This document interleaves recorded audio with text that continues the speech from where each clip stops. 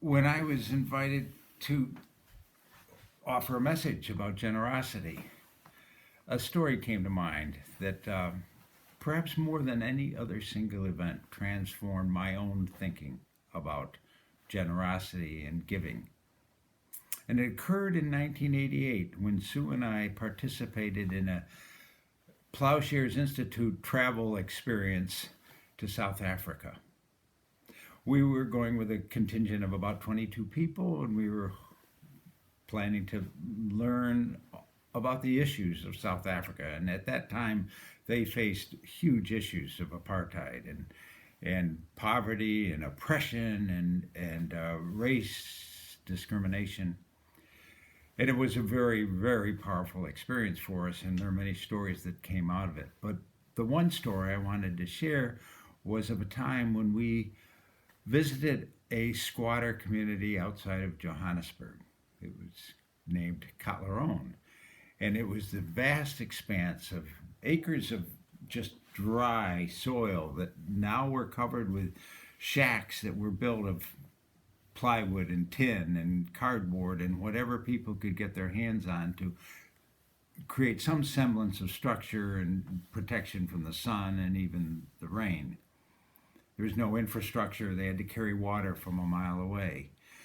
So we were gathered there with the leaders of the community in a circle, and and I were on the outside of the circle when this South African woman came up to us and nudged us and beckoned us to follow her. So we left the group and went around down a couple of alleys of these shelters and came to a place that was clearly her space, her home, her shelter, her shack.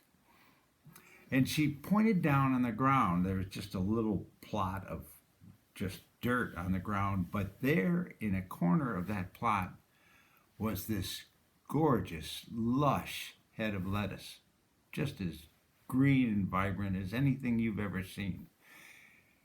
And she was so proud to show us what she had done in order to make this come to fruition, and that she'd had to carry water from ways away and share what she needed to cook and eat and drink and whatever with this plant. But she did it with joy and love, and it was a wonderful thing. And I had just a whole transformative moment of realization that all the things, all the nuisances and complaints and situations in my life that seem so bothersome are nothing. Compared to what she faces each day just to survive, and yet in that world of survival that she faces, she finds the will to create this beautiful plant that gives her joy and pride. All my troubles seem insignificant. And I've carried that image of her and that plant with me since. It changed my thinking and Sue's thinking as well about giving. We've always given to the church. We stepped up giving after that experience. And I came to understand a little bit more about what was going on a couple of years later when I was volunteering at the Gathering Place in downtown Hartford, which is a little place where you could come for breakfast or lunch and socialize. There was a little room in the back for reflection, meditation, spiritual resources were there. But there was a sign on the wall, and it read, "Measure your wealth not by the amount of your possessions, but by the absence of your needs." And and all of a sudden, it sort of hit me that most of the things I buy are to satisfy wants, not needs, because my needs are fulfilled. We are very rich people in the absence of our needs. What a nice way to define wealth.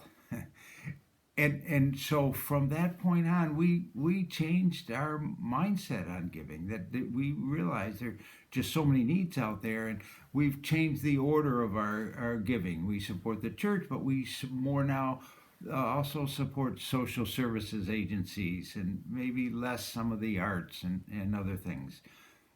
It has been transformative, and I love thinking of her, and quite honestly, it chokes me when I think about her because of what she did to make that lettuce be so rich and full. So thank you for listening to my story, and have a terrific day.